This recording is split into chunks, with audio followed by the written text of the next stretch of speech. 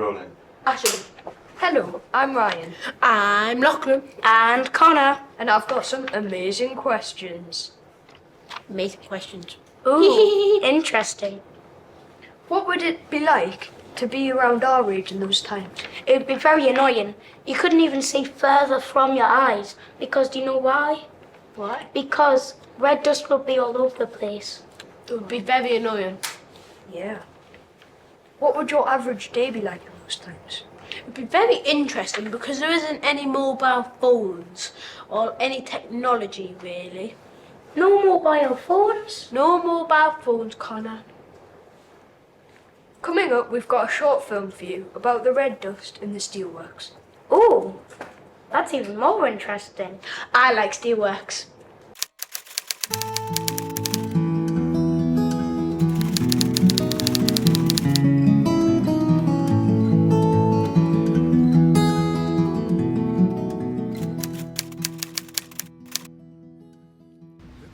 It was a gritty red dust and it settled downwind of where the steel plant, whichever way the wind was blowing. And it wasn't unknown, although a lot of it is myth, but the truth of the matter was we did have, when we had snow, the top of the snow turned pink. And also it was said that some of the sheep up on the moors had a pink tinge to the white coats if the wind was blowing in that direction. And there was a story which, you know, I think is true, it's been repeated that many times, that one lady got so sick of her washing getting red, she bundled it up, marched up to the steelworks and dumped it on top of a manager's desk. And also when the company closed, a lot of people used the money to sandblast the stone houses in the vicinity. And you could walk up a street and you could tell which house had been sandblasted, and then one next door still had a coating of red dust on the stonework. And we've just been talking that even you walk around Black Hill now, you can tell which houses were cleaned up in the 1980s and which weren't, because the walls was coated with a fine layer of red dust. I suppose starting in the steelworks when I was 15. I was there at the last dying moments of what they call the open hearth process, because they had the open hearth process. It was a steel making process that they had for probably about 60 or 70 years, and these guys were absolutely fantastic when you've seen them working. They had the skills, they could open the steel work, they could open the furnace door, and they could tell what temperature the steel was just by looking at it. Brilliant skills these guys had. So I seen the dying embers of that one.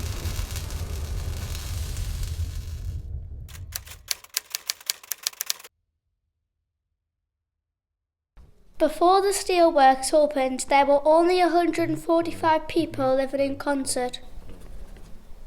Well, the steelworks was set up in 1840. What happened was Richardson was going around what pits at the time, and he was going along what we call the blue heaps, the promenade, and he found some what he thought was iron ore. So he got acid, and it proved to be workable. So that's when they set up the Consett. Well, it was a Derwentine company at the time. Then it became Consett Iron Company, and it was right through that to the end of it. And that was 1980 when it closed. Well, when I was there, that's about the highest it ever was, about 7,000 people.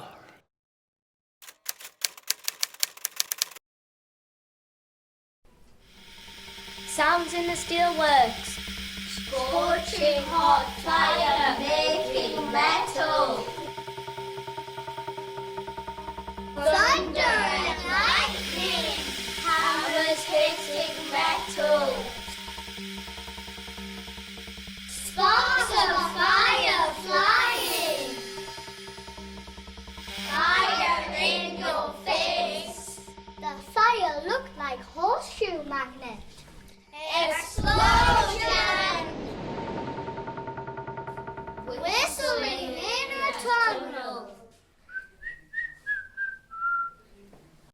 Knife and fork scraping. Glass breaking. Lava waterfall. Lightning roaring. Roar.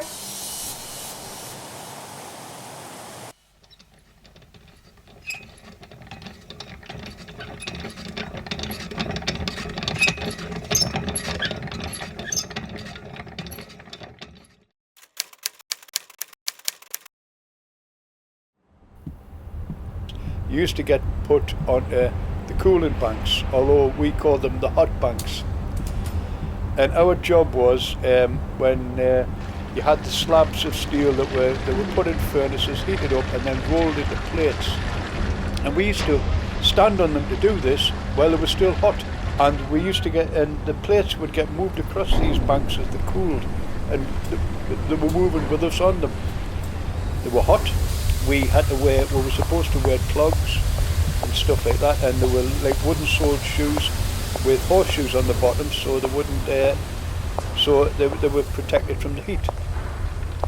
But we found that you could wear the likes of Doc Martens as long as the plate wasn't red hot, because they'd go a bit tacky.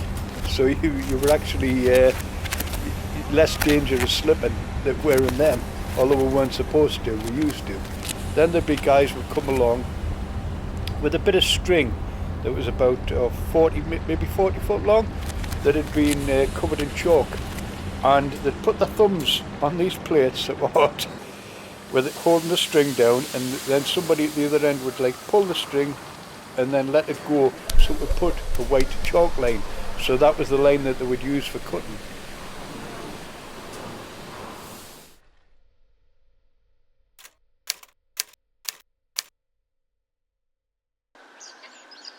The steelworks as a whole was at one with nature. There was a lot of feral cats, there was a lot of pigeons, starlings, everything there, and a lot of rats. But particularly the feral cats, some of them had lived there for generations.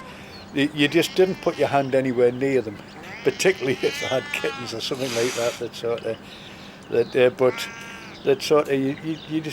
You very rarely saw them because they kept out of your way. They tended to be in the dark places. They were everywhere. It was dark and dingy.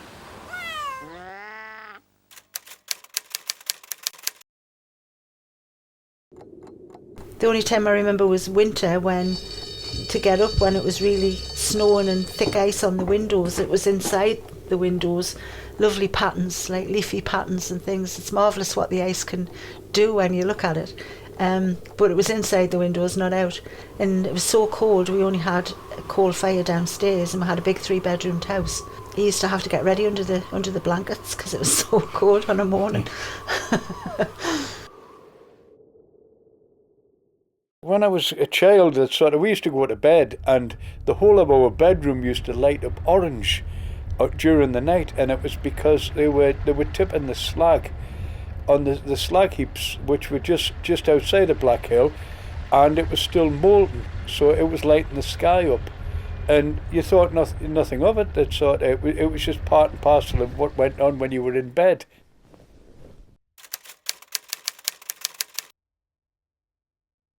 Hi. What do you know about Consett Steelworks? Well, I know Consett Steelworks used to be at Tesco's. You walk around Tesco's and there's accents from all over the country. But it's changed. The quality of life, I would say yes, it has. It's got better. It's got better. Certainly the air quality's got better. That's right. Everybody has somebody that worked at the works. It wasn't called Consett, it was called the Works. It was known as the Works. Everybody had somebody in the family that worked there.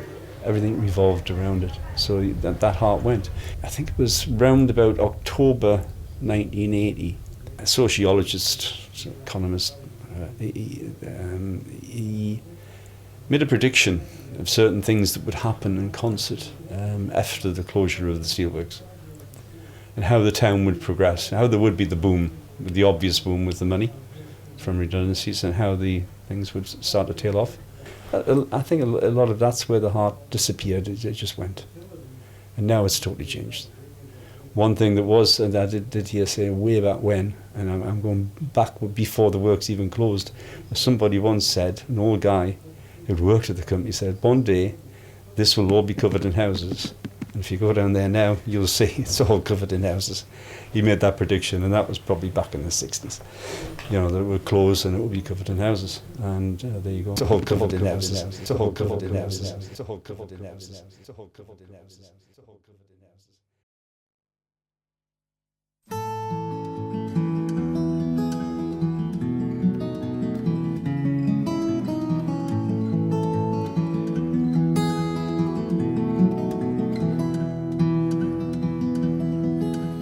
looking through some old things underneath the stairs.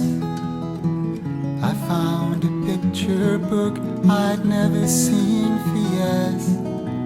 Blowing off the dust, I thought I'll take a look inside and go back into yesterday, see what I